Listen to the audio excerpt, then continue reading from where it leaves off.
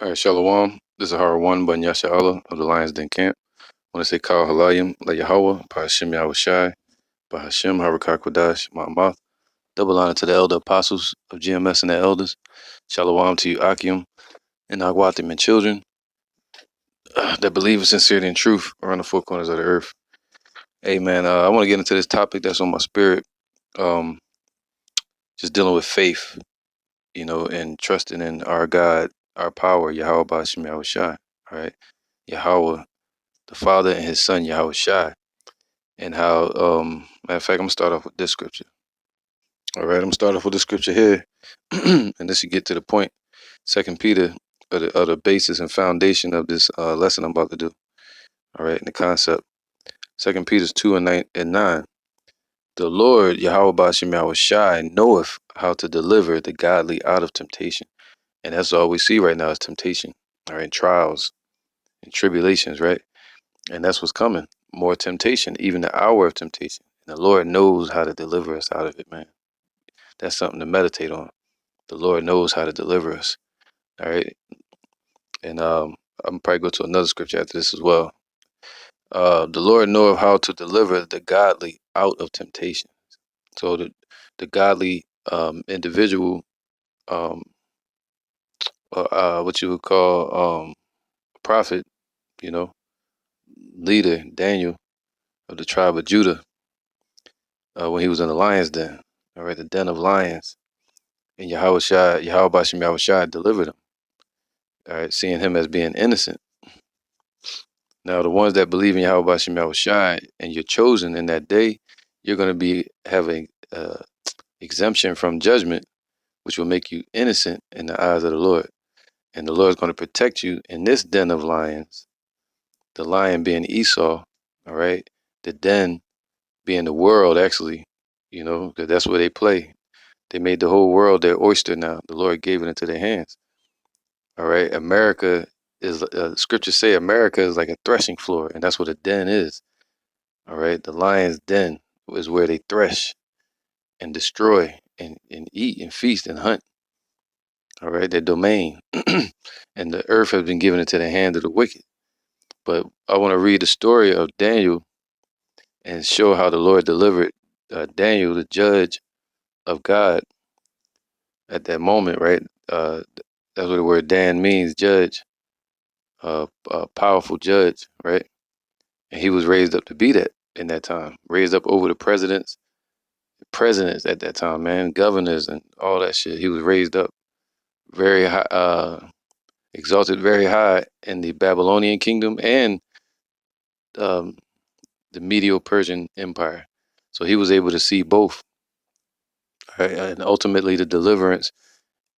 He was able to see the fall of Israel in 586 BC, and he was able to see the deliverance of Israel and being brought back in 538 under Cyrus the Great.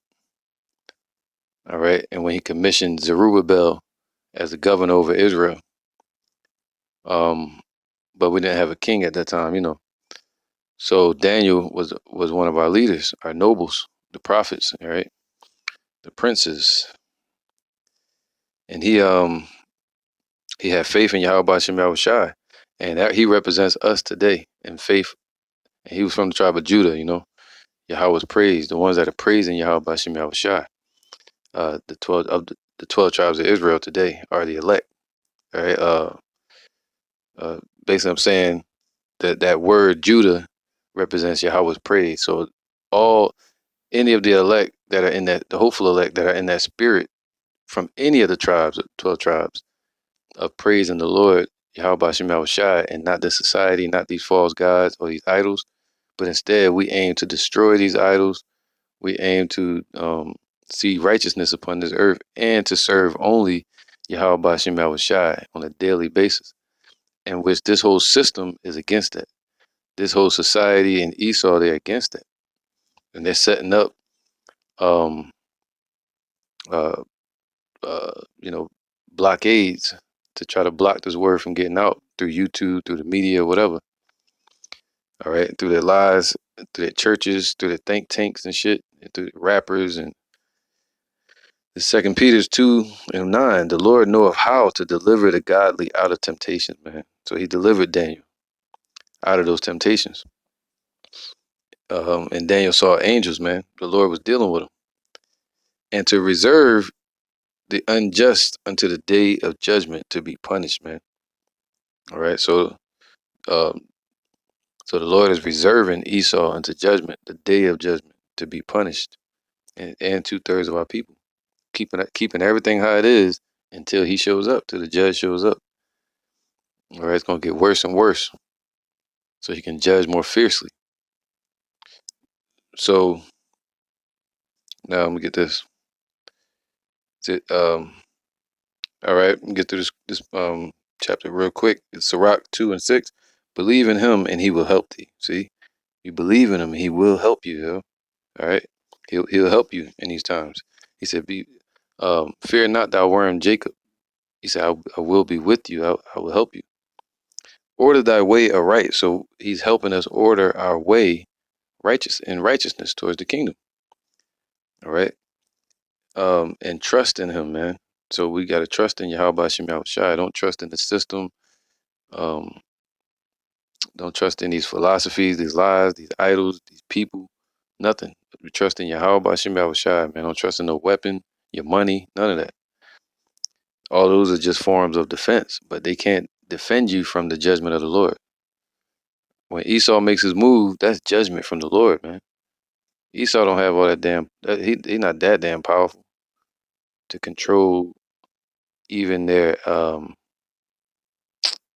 purpose, prophecy. They can't control it. The Lord ruleth in the kingdom of men and giveth it to whomsoever he will. All right. And right now, they're going to let Esau have their last hurrah. And they're going to come in rushing like a flood to destroy. All right. And America, this place Babylon, is definitely like the lion's den. Then you have the world as well, which was turned into a wilderness by Esau and their paganism and philosophies and corrupt ways. All right. So it's about your beliefs and your ways of living. So the Lord said this, ye that fear the Lord, wait for his mercy and go not aside lest ye fall, man. See that? So they're going to put all kind of stuff on our way, or open up all kind of doors for us to go through. We got to keep our mind focused, keep that horse blinders on us, and press toward the mark of the high calling of Yahweh Hashem Yahushai, to be exempt, to be innocent. Ye that fear the Lord, believe in him, and your reward shall not fail. Ain't that something? Ye that fear the Lord, hope for good and for mercy. Oh, hope for everlasting joy and mercy, man. So that's what we hope for. So we have hope. We're hoping for good and for everlasting joy and mercy. Look at the generations of old and see did ever. So we got to see it. You got to focus on it. The Lord saying, meditate on it, focus on it, and see clearly. Did ever any trust in the Lord? All right, let's look at Daniel. We're going to zero in and put Daniel under the microscope in this lesson. Was he confounded? No. Or did any abide in his fear and was forsaken? No. Or whom did he despise that called upon him, man? The Lord is full of compassion and mercy and long suffering, very pitiful, and forgiveth sins and saveth in time of affliction. All right. So with that being said, I want to look into the past, into the scriptures, as the Lord said, as he commanded us to do. Look into the past and see, did any ever trust in the Lord and was confounded? All right. Now let's find out. This is the book of Daniel, chapter 6, during the time of Cyrus the Great and Darius of the Medes, which his name was, he was known as Gobarias. And the word Darius was passed around just like Xerxes. That was a title, just like president, or Caesar. All right, Kaiser just means king. So that's what Darius meant. That's what Xerxes meant. But this Darius was the son of Astyages, which was an actual Mede, all right, a Mede. And Cyrus the Great was an actual Persian. Cyrus the Great took rulership in 550 BC of Media after Astyages died, and um, Gobarias, um, what would you call that? He went under the command of Cyrus the Great because Cyrus the Great was being exalted according to Daniel chapter 7. All right, he took um, that in 550 BC. The media, well, around 552, they voted him, um, or around 548, they voted him president over Persia. All right, and then 547, he took Lydia. Okay, and then 540, he went into Babylon from the north and sent in Gobarias or Darius, and Darius had dealings with Daniel, and Cyrus had dealings with Daniel. All right, and now the scripture is going to explain that Daniel was thrown into the lion's den twice, and I'm gonna prove it according to scripture, which is not my point, but I made this point before in a prior lesson, but I'm just doubling down on it. All right, so I want to get into this point dealing with faith and how the Lord can deliver us from the mouth and the devouring of and the consumption of these lions today, which is the devil Esau, the deceiver, seeking whom he may devour. All right, so let's get into it. This is Daniel chapter 6 and 13. Then answered they and said before the king. They're talking about King Darius. Let's get that real fast. Darius, Daniel 6 and 1. It pleased Darius to set over the kingdom 120 princes, which should be over the whole kingdom. See, Darius, uh, Cyrus the Great basically gave Babylon to Darius, set him up as governor. But Cyrus the Great was known as king of the world, world ruler, right? Given instead of him just being the king of Babylon and the king of Persia, he set different leaders up over those places in high positions, and he put him even in an even higher position called the king of or ruler of nations, all right, of the world. So let me go back to Daniel 5 real quick. Daniel 5 and 30. And in that night was Belshazzar, the king of the Chaldeans, slain. So this was 538 BC when when he was killed. All right. So 540, they started their siege, and then 538, Belshazzar, the son of Nabonidus, was killed. All right. By the prophecy and the order of Yahweh Shem Yahushua. Okay. And which set us up to have a chance to come back into our land under Cyrus the Great, whom the Lord was controlling his spirit, wrestling with him. You know, 'cause he was so damn wicked. The Lord had to wrestle with that damn wicked ass Persian, Elamite. 31. Now get to the point. And Darius, the Median, see, he was a Median. He wasn't a Persian, he was a Median. Darius, the Median, see, it's a different Darius than, see, this happened around 540 to 550, okay, to around 538. Now, 525 BC, because that's when Cyrus the Great died and Cambyses took over, his son. And after Cambyses the second, all right, he was called Cambyses the second because his grandfather was called Cambyses the first. So after Cambyses, you had Bardia, which was an imposter, so he's not counted in that number. Then you had Xerxes. Okay, so well, you had Darius of the Persians that killed Bardia. Okay, the imposter, and he started ruling in 522. So that's a whole different expanse of time from 538 to 522. Two different Dariuses. Okay, one was Persian, 522, and going back in time, 538. One was a Mede, okay, of the Median Empire. And at that time, it was called the Medio-Persian Empire. All right. Um, Now, around the time of Xerxes, uh, what's that, 480 BC? Okay. Uh, he around the time of Xerxes, he changed it to uh, the Persian Empire. Oh, it was called the Persian Empire. He changed it to the Medio-Persian Empire. Okay. Um, so he's the one that called it that. 31. And Darius the Median took the kingdom, being about 62 years old. All right. So God, he was about 62 years old. All right. That's what three score means. So now let's get back to Daniel 6:1. And it pleased Darius once he got the kingdom. All right, he was the one that was sent in there for as this, for the siege against Babylon. All right, Cyrus sent Darius in there to siege Babylon, and once all the destruction was done, that's when Cyrus rode in and saw everything. But anyway, it pleased Darius to set over the kingdom 120 princes, which should be over the whole kingdom, and over these three presidents, right, of whom Daniel was first, that the princes might give accounts unto them, and the king should have no damage. Okay, so it says then this Daniel was preferred above the presidents and princes, because an excellent spirit was in him, and the king thought to set him over the whole realm. So that made all these other nations jealous.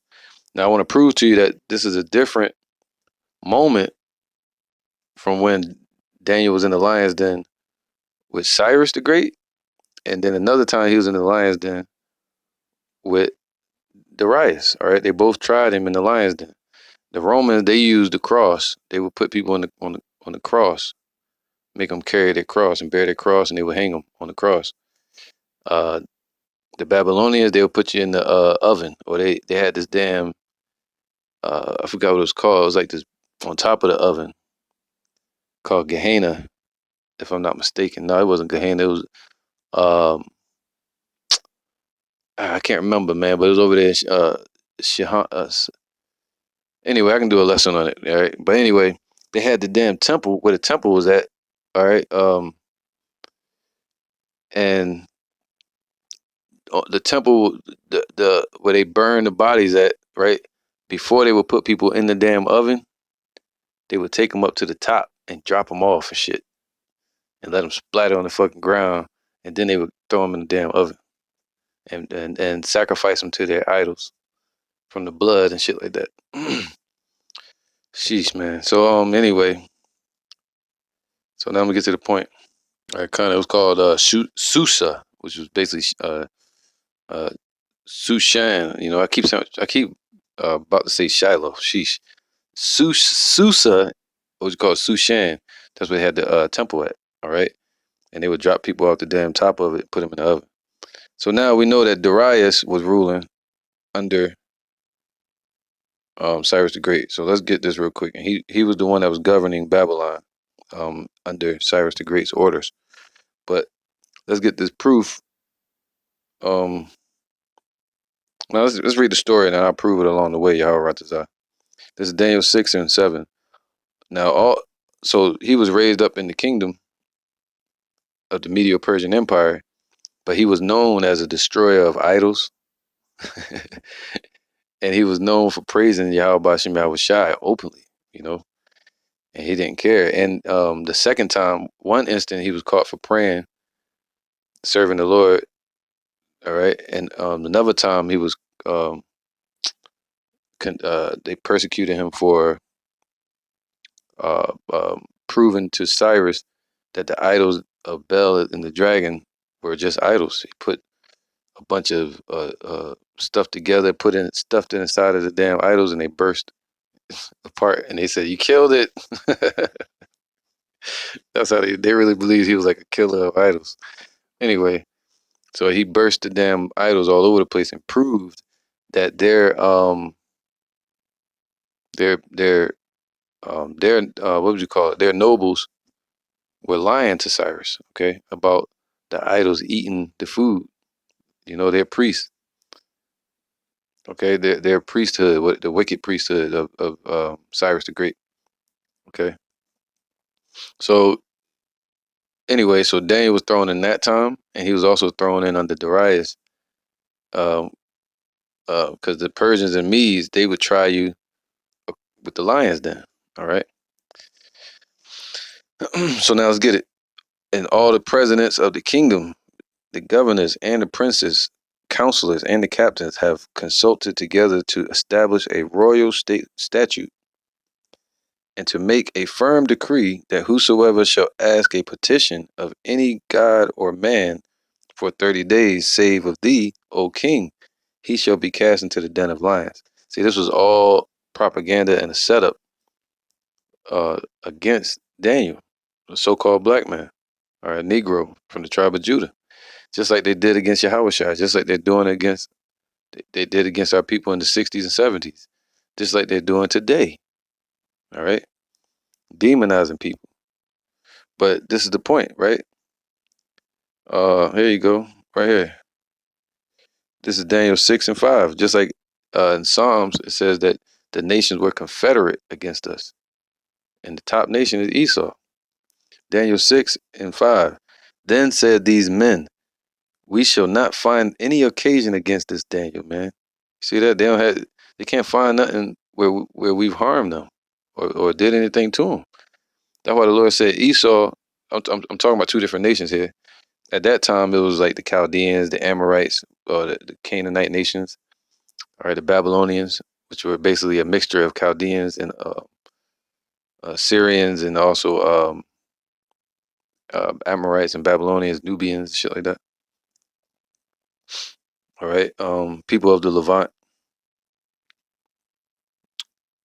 So anyway, this is the conspiracy right here. Check this out. Then said these men, we shall not find any occasion against this Daniel, except we find it against him concerning the law of his God.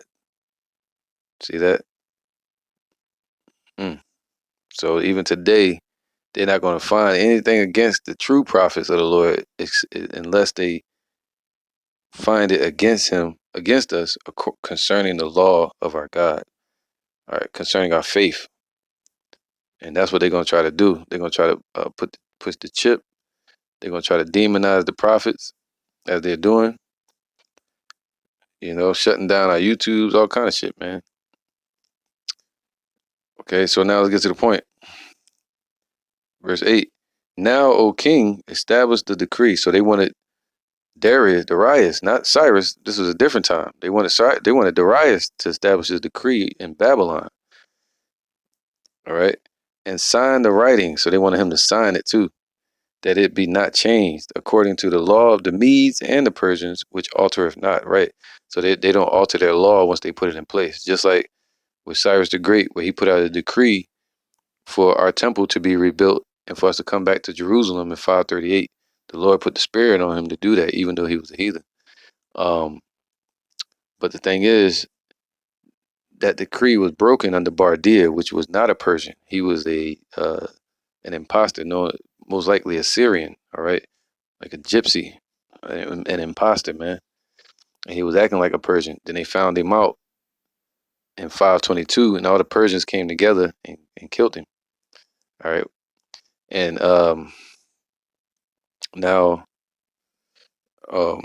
so once that happened, Darius, he had to look at the old law and stand on the law that the decree that Cyrus put out there.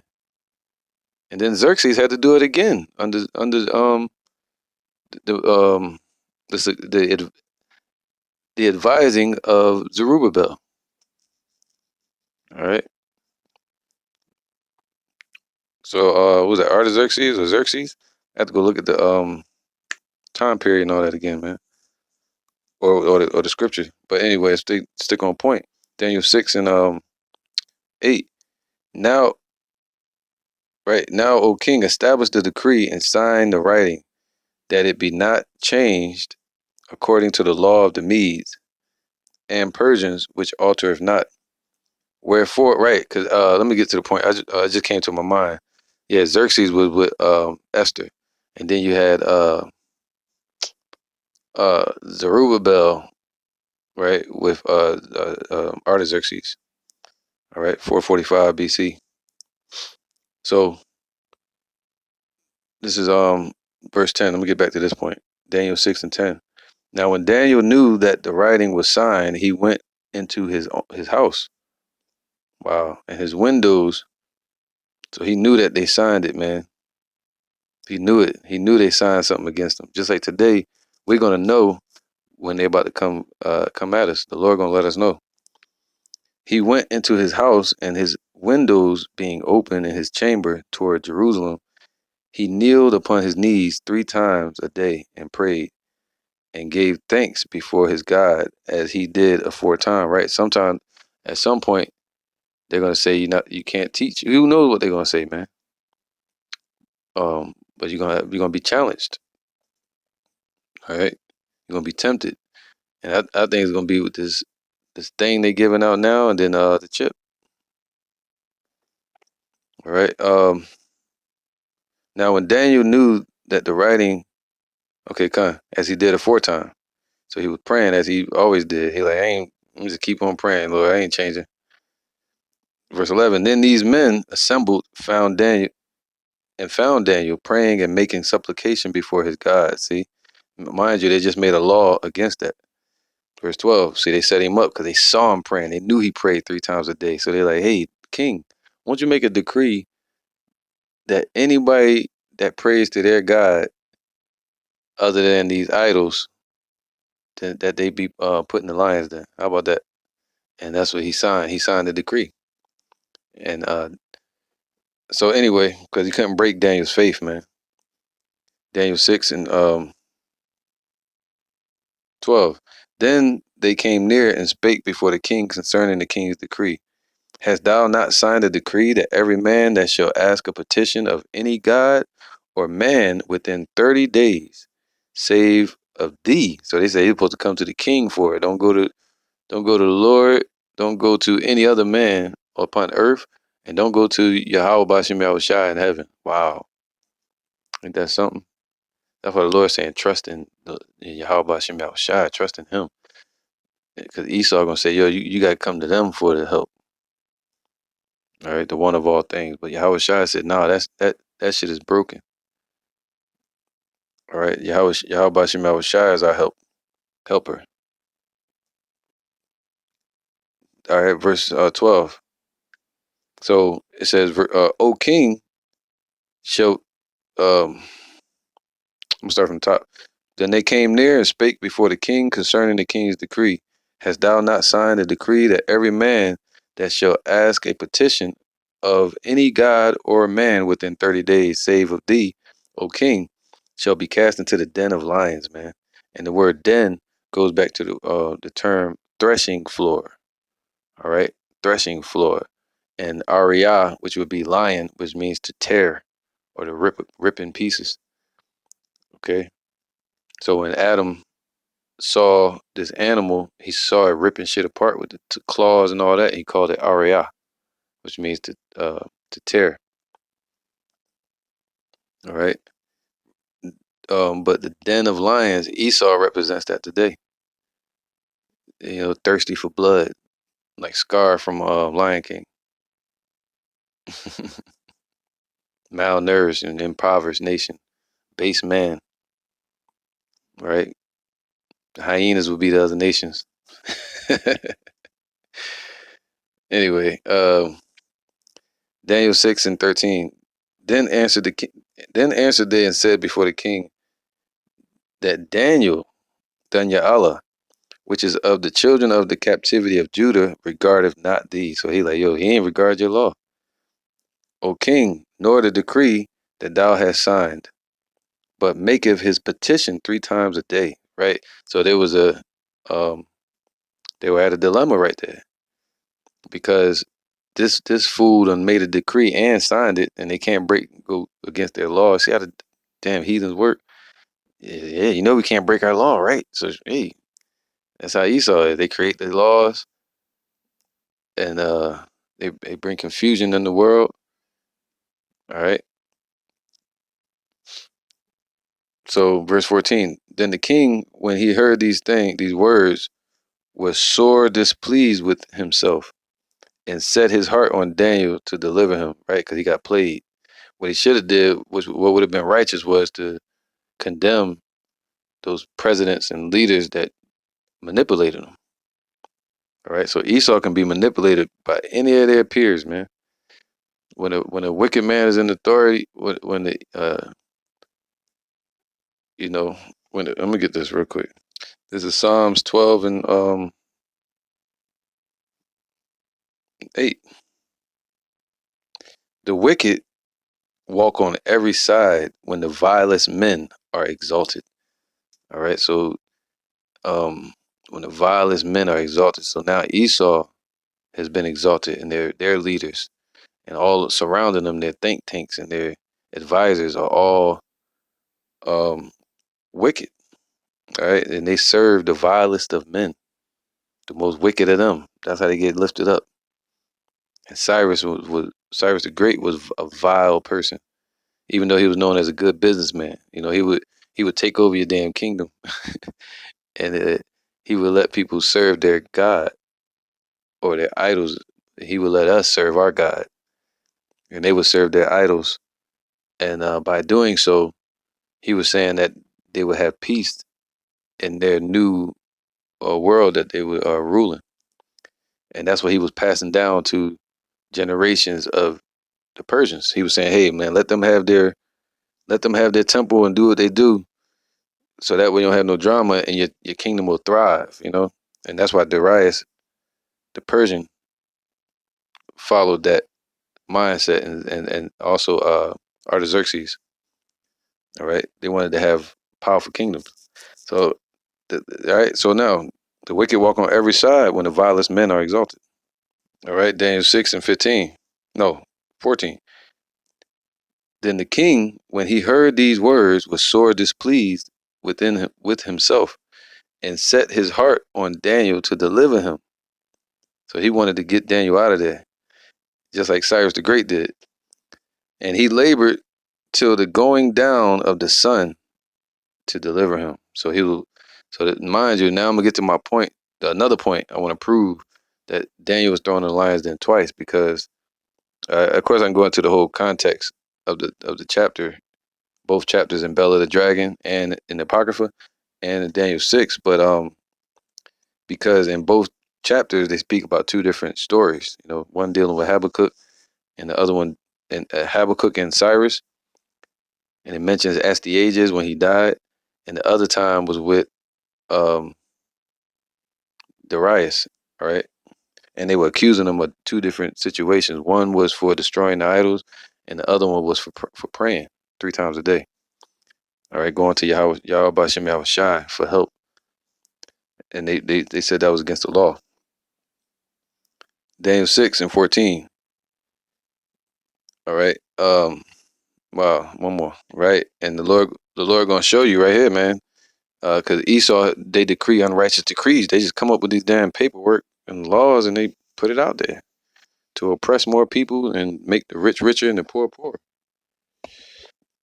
And that's what Cyrus the Great fell into, and Darius, they fell into that, listening to their advisors. Isaiah 10 and I'm at 30 minutes. All right, Isaiah 10 and 1. Woe unto them that decree. See, this was called a decree. Cyrus' decree, right? And Darius' decree. Woe unto them that decree unrighteous decrees, and that write grievousness which they have prescribed, man.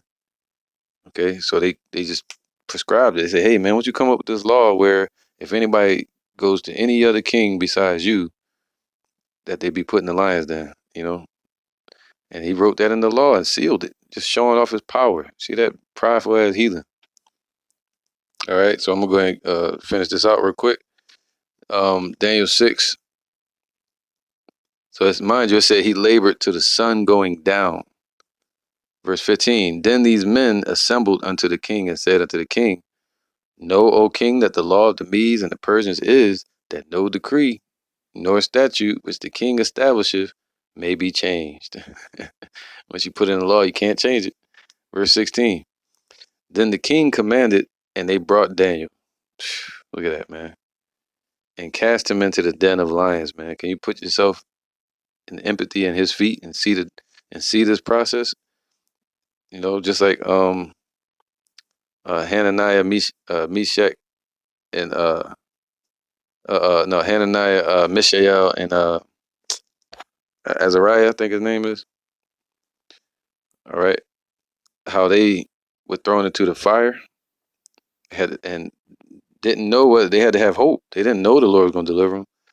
They couldn't see the future. They had to have hope, and the Lord went into the fire with them. You know, and just put a cool mist on them so they couldn't feel the fire.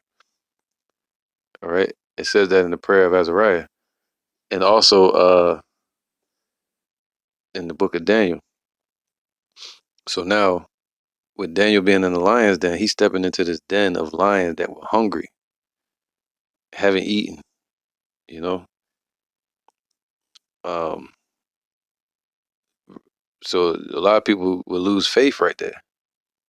They be like, Lord, where you at? Where you at? Where you at? This is it. Daniel 6:16. Then the king commanded, and they brought Daniel and cast him into the den of lions. All right. Now this was a different time. Now the king spake and said unto Daniel, Thy God, whom thou servest continually, he will deliver thee. So he was challenging him, saying, hey, your God will deliver you if he's real. Verse 17. And but it was already known that our God was true and real because of the way Daniel was exalted in Babylon with Nebuchadnezzar through the understanding of dreams, interpreting dreams and stuff. All right. And how they were delivered out of the three witnesses was delivered out of the oven. All right. So there's rumors about Yahweh Bashim Yahushai already. And they have forgotten about him today, his power, how he rules in the kingdom of men. Verse 17, and a stone was brought and laid upon the mouth of the den. And I'm sure they didn't have no light in there. You know, you're probably picturing light and electricity or something. Nope, lamps. Nah, it was probably most likely it was just a den, dark as shit.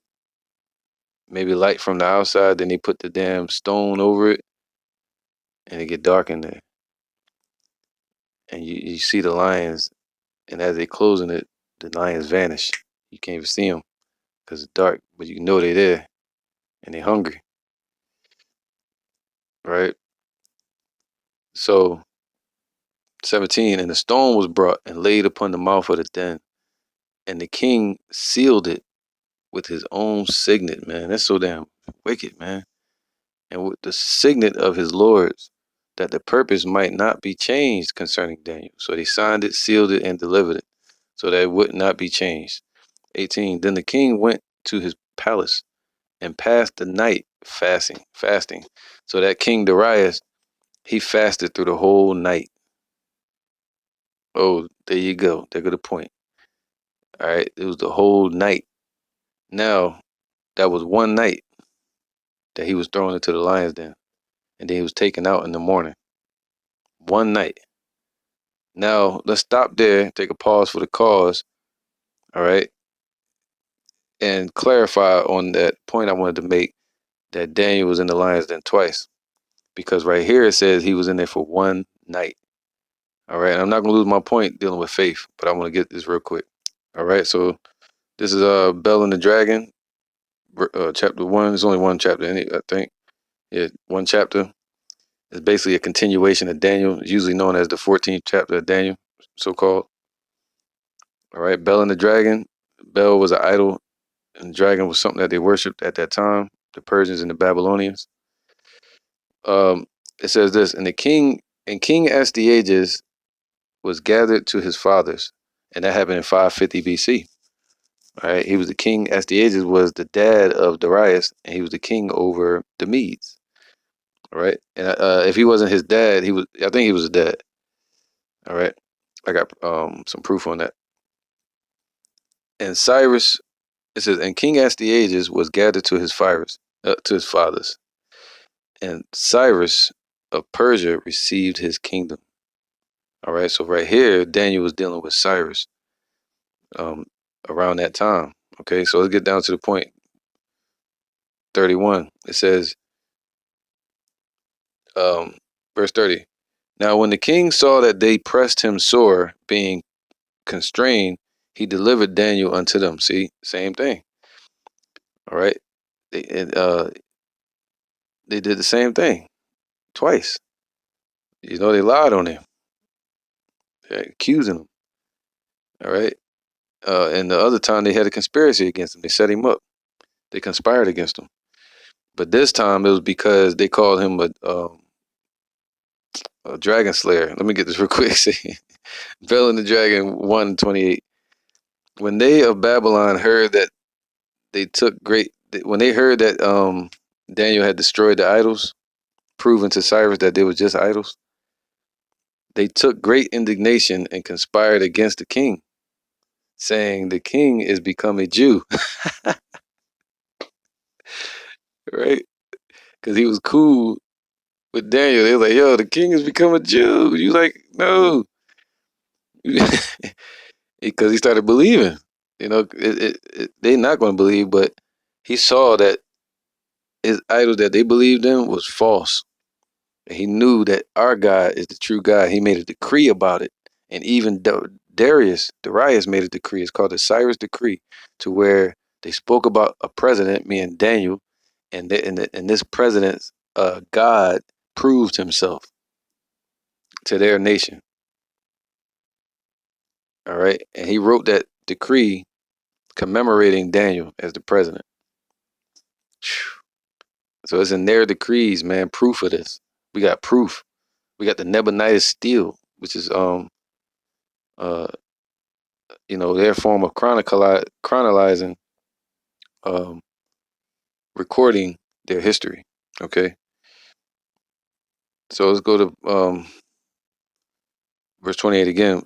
When they of Babylon heard that, they took great indignation. All right. I'm gonna start from 27. Then Daniel took pitch and fat and hair and did seethe them together and made lumps thereof. This he put in the dragon's mouth, and so the dragon burst in sunder. And Daniel said, lo, these are the gods ye worship. Just idols, man. 28. When they of Babylon heard that, they took great indignation and conspired against the king. See, it make more sense now, right?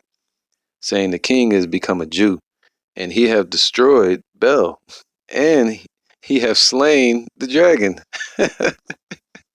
They thought the damn idols was alive, man. It's just furniture, yo. Better yet, a toilet. All right, toilet more important than that. We need the toilet. It says, he have slain the dragon and put the priest to death. Because at that moment, Cyrus was ready to kill something. He like, yo, y'all priests lying to me. I'm like, what? So Daniel's the real deal, and y'all not? Man, let's kill this dude. Let's kill this. I'm going to get the priest that lied to him, saying that the damn idols were eating the food that he was leaving. So anyway, so now let me get to the point. Verse 29. So they came to the king and said, deliver us, Daniel, or else we will destroy thee and thy house. Wow. See, they didn't say that to Darius. Verse 30. Now when the king saw that they pressed him sore, being constrained, he delivered Daniel unto them, who cast him into the lion's den, where he was 6 days. You understand? So he was in there 6 days right here. But if we go back to Daniel chapter 6 and just that's that chapter in general, you'll see that he was in there for one night. But in this chapter, he was in there for what, 6 days? All right. And in this chapter, he sent Habakkuk to feed him. And verse 32, and in the den there were 7 lions, and they had given them every day 2 carcasses and 2 sheep, which then were not given to them, to the intent they might devour Daniel. And the Lord protected them, and he even sent Habakkuk to feed him. All right. And also, um, the Lord stopped the mouth of those lions as well. So let's get back to the point.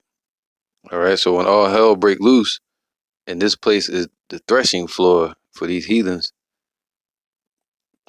peering with their eyes down to the earth, seeking whom they may devour, right? Aiming to oppress, and to neutralize. You know, we got to understand and have faith that Yahweh Shem Yahushai can feed us. He can even teleport you to a brother to feed him, as he did with Habakkuk to feed Daniel in the lion's den. Habakkuk was making a meal. You can go back and read it. It's in Bell and the Dragon. Habakkuk was making a meal, and as he's making the meal, the angel told him he had to go feed Daniel. He didn't even know about Daniel, but he didn't know that it was other prophets. He thought he was the only one left. So they took him over there. The angel grabbed him by his hair and took him there into the den, teleported him into the den. Mind you, they had what? A stone over the den. See, the angel could have easily removed that and got him out of there, but nope. This had to be written. It had to be proven and written that Yahweh Shem Yahushua can deliver us and keep us, you know, from the temptation. All right. And with the temptation, he'll make a way of escape. So Daniel 6, and so we got to know that. And I'm gonna read the rest of this one to get more understanding. All right. All right. So now Daniel 6 and 18. Then the king, Darius, went to his palace. He had a palace and passed the night fasting. So it was one night. Neither were instruments of music brought before him, and his sleep went from him. 19. Then the king arose, right? Because they're just humans, man. Esau do all this wicked shit, just like they did to the revolutionaries or whatever civil rights movement, and they was just slaughtering those people. And they today they what was his name, James Baldwin.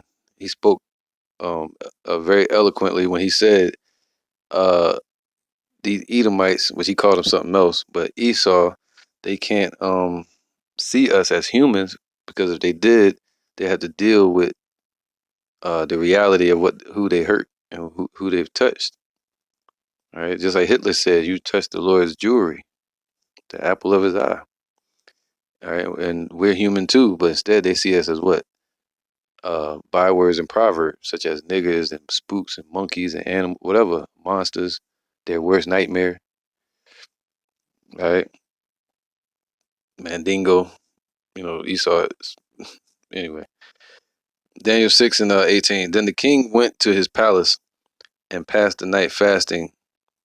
Neither were instruments of music brought before him, and his sleep went from him. Then the king arose very early in the morning and went in haste unto the den of lions. So Daniel was only in there one night. But in the other chapter, in Bell and the Dragon, he was in there for 7 days or 6 days. All right, so 2 different times. Verse 20. And when he came to the den, he cried with a lamentable voice unto Daniel. And the king spake and said to Daniel, O Daniel, servant of the living power, this is thy God, whom thou servest continually. Is he able to deliver thee from the lions? See, this didn't happen in another chapter. All right. Then said Daniel unto the king, O king, live forever. So he was talking to him through the cave, in there with the lions, chilling. Just like Paul said, yo, I ain't leaving. Nah, I'm gonna stay right here in the prison. Prison shook and scared the hell out of everybody. And the bars open and everything.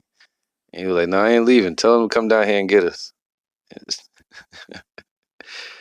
All right. 22. My God, my power have sent his angel. Kahalayim like how about Shem Shad, man? He's gonna send his holy angels according to Psalms 91. All right. And he's gonna give them charge over his elect, his hopeful elect. And they shall keep thee in all thy ways. All right. My God, my power have sent his angel and have shut the lions' mouths. Mouths. So there's a few of them in there. So the Lord shut their mouth, that their mouths may be stopped. And it sound familiar? So now these heathens that are feasting on our nation, the Lord is going to stop their mouth from eating, man. He's going to rain fire upon them right while they eat. He says that in the book of Job. All right. Uh, and he's going to stop the destroyer of the earth from destroying anymore.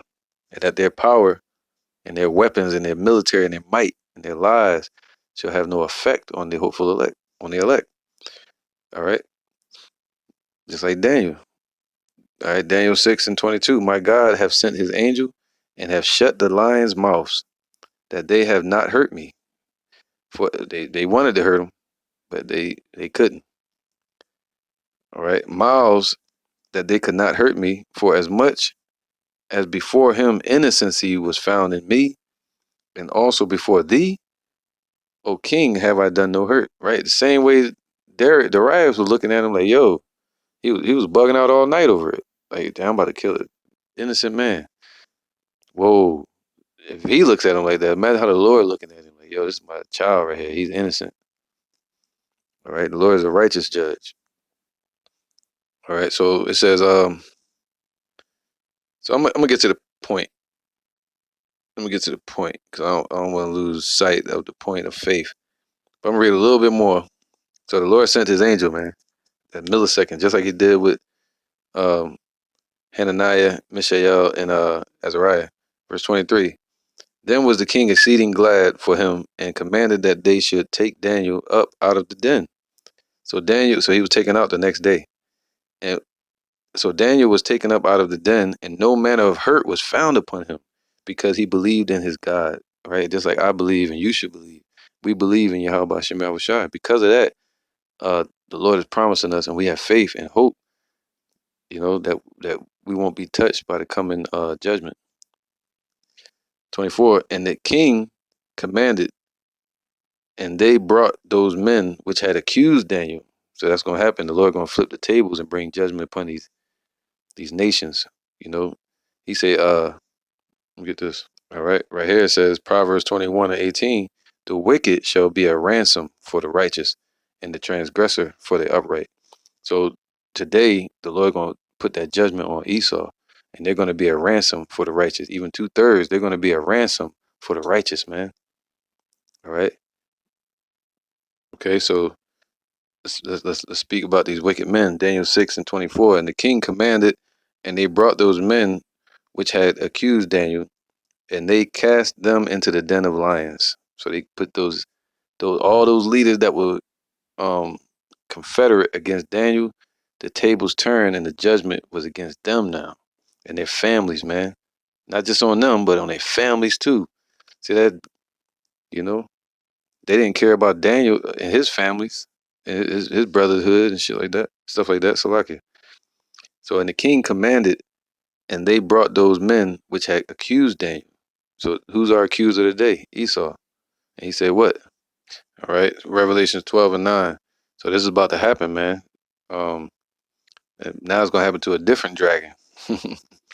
and uh, the great dragon, Revelation 12:9, and the great dragon was cast out, that old serpent called the devil, man, and Satan. So they're the deceivers and they're our adversaries. That's Esau, man, Edom, which deceived the whole world.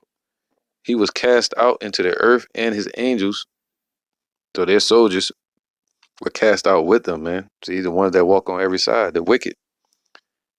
All right, the vilest people and the wicked are going to be cast out with them. 10, and 2/3 of our people as well. They're going to be cast down too, man. And I heard a loud voice saying in heaven, now is come salvation and strength, and the kingdom of our power, and the power of his anointed. For the accuser of our brethren is cast down, which accused them before our power day and night. And they overcame him by the blood of the Lamb and by the word of the testimony, and they loved not their lives unto death. Just like Daniel, he didn't love his life unto death. He just, he said, be faithful unto death, and I'll give you a crown of life. And that's what Daniel is living proof of. All right. So check it out. It says, Daniel 6:24. I'm at 54 minutes. And the king commanded, and they brought those men which had accused Daniel, and they cast them into the den of lions. Then their children, and their wives, woo, and the lions had the mastery over them. So they got busy and break all their bones in pieces, or ever they came at the bottom of the den, right? That lions just ripping them to shreds, man. All right, doing what they named to do. They nomen omen. 25. Then King Darius wrote unto all people, nations, and languages. So there's a writing out there, a decree by Darius, and it still exists. I may do a lesson on it, or one of the camp members could do a lesson on it of the lions den. Um, because we uh you know the concept of lions den spiritually, righteously is we represent Yahweh lions den, just like you do. Or if you believe, he's the true lion. All right. So so now Daniel 6 and so I said they had the mastery over them and break all their bones in pieces, or ever they came at the bottom of the den. So any of them came to the bottom of the den, they were broken up and ripped to shreds, man, and eaten. Because them lions was hungry, and they didn't touch Daniel at all. Kahalayim like how about Shimei was shy for that. 25. Then King Darius wrote unto all the people, nations, and languages that dwell in all the earth, peace be multiplied unto you. I make a decree that in every dominion of my kingdom men tremble and fear before the God of Daniel. So that decree is still out there. All right. For he is the living power and steadfast forever. I might make it the still shot if I can find it. I might make it the still shot for this video. The Riot's decree. All right. And his kingdom, that which shall not be destroyed. So for he is the living power. So Yahweh is the living power. And steadfast forever. And his kingdom, that which shall not be destroyed. So Daniel didn't get destroyed. We represent the kingdom. And his dominion shall be even unto the end. Because he's still ruling. He rules in the kingdom of men. He just gave it over to Esau. That's all. But he's still ruling it. He delivereth the rescue and rescueth. Right? So he delivereth and he rescueth, man. And he worketh signs and wonders in heaven and in earth, who have delivered Daniel from the power of the lions. All right. He's going to deliver the judges of Yahweh from the power of the lions today, the ones that try to consume us and destroy us. Verse 28. So this Daniel, he prospered. All right. The Lord said, yo, you be faithful unto death and I'll give you a crown of life. So he prospered. But when did he prosper? He prospered in the reign of Darius and in the reign of Cyrus the Persian. So it's two different times, man. All right. So let's get a couple scriptures and uh seed this lesson, this chapter into what a situation and show how it reflects how the Lord going to deliver his judges today that are being instructed. He's going to deliver them from the mouth of the lion and from the threshing floor of Esau, from Babylon.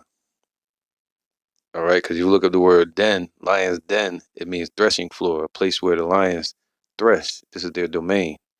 And Babylon is definitely become that, especially the whole world, but it's going to start with Babylon, the threshing floor. All right, this is Jeremiah 51 and 33. For thus saith Yahweh, power of hosts, of armies, the God of Israel, today, right? Still saying, the daughter of Babylon, like today, America, is like a threshing floor, just like a lion's den, right? It is time to thresh her, yet a little while, and the time of her harvest shall come.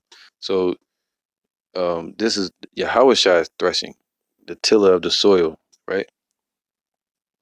The gardener. He's the lion that threshes. This is his domain to thresh. All right. But Babylon is like a threshing floor, ready to be destroyed. This is 1 Peter 5:8. Be sober, be vigilant, because your adversary, the devil, see, Esau says the one that's devil and Satan. That's Esau, man. All right, is moving in all signs and lying wonders as the devil does, deceiver, moving in that spirit, man. All right, be sober, be vigilant. So be alert, be circumspect, right? Be vigilant, because your adversary, the devil, as a roaring lion, all right, walketh about, seeking whom he may devour, right? Because the earth has been given into the hand of the eater, the devourer, Esau, all right, whom resist steadfast in the faith, knowing that the same afflictions are accomplished in your brethren that are in the world.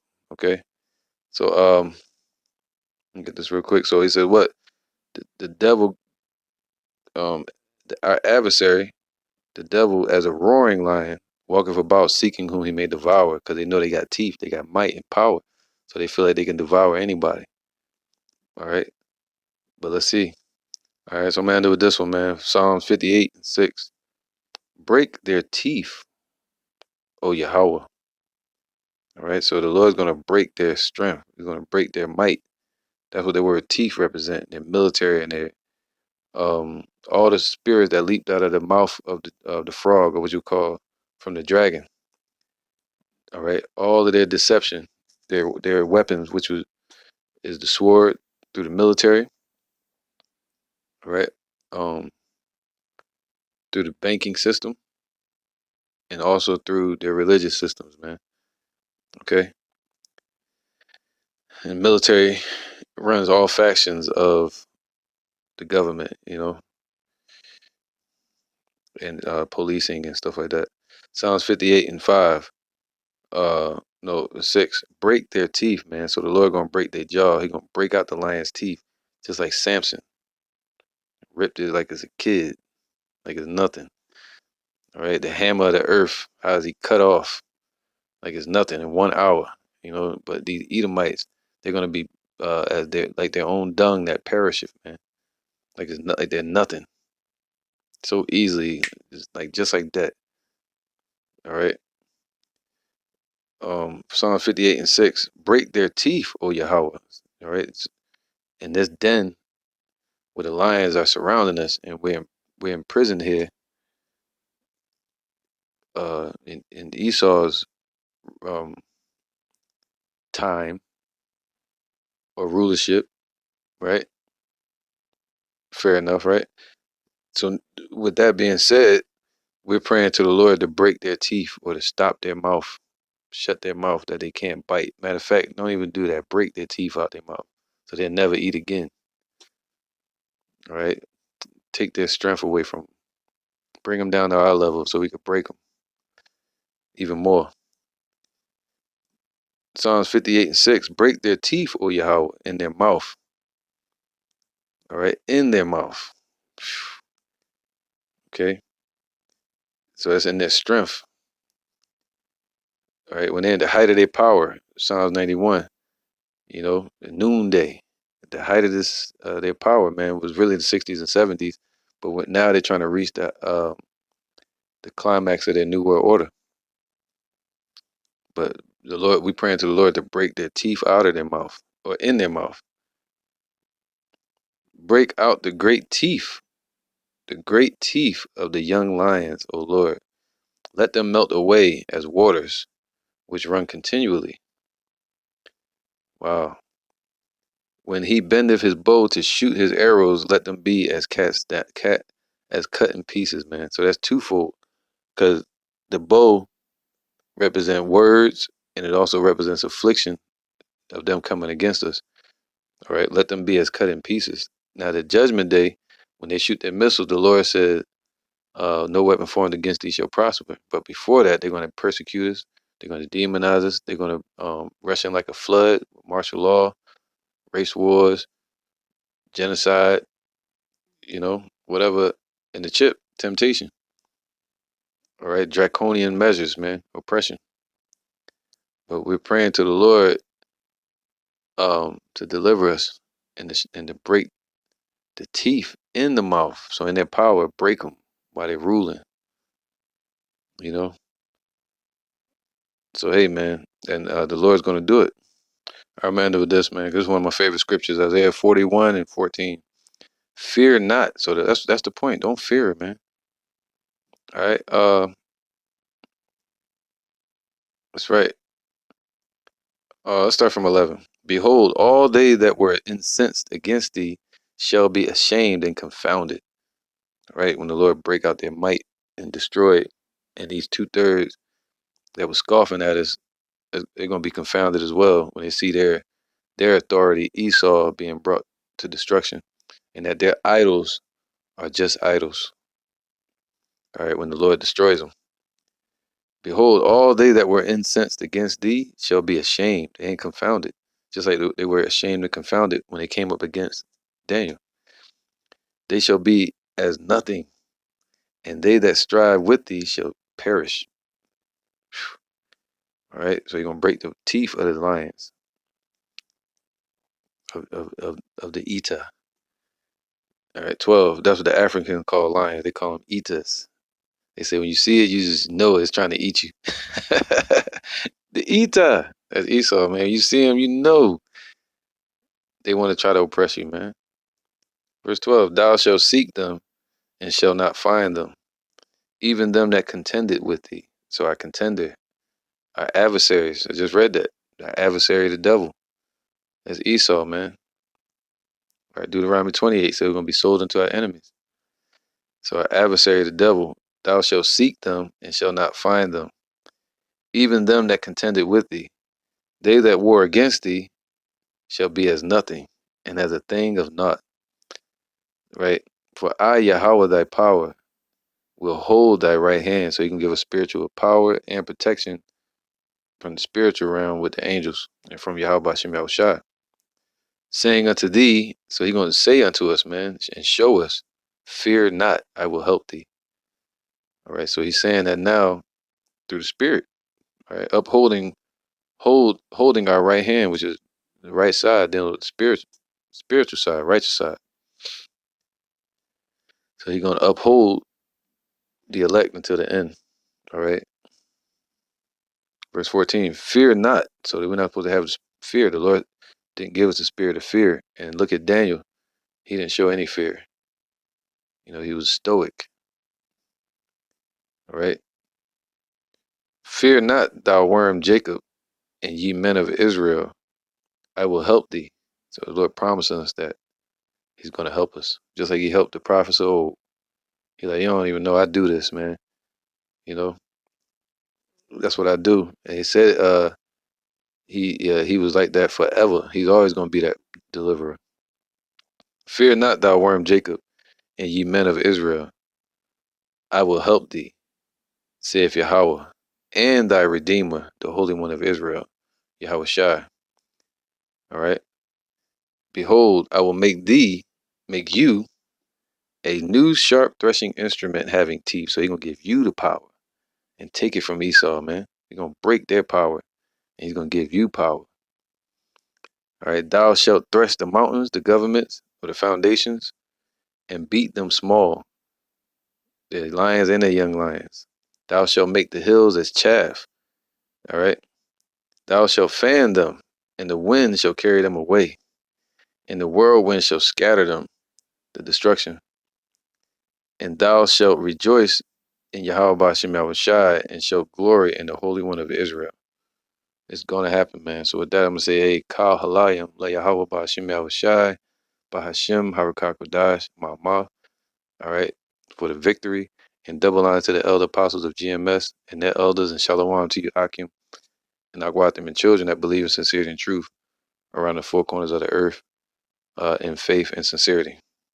All right, shalom.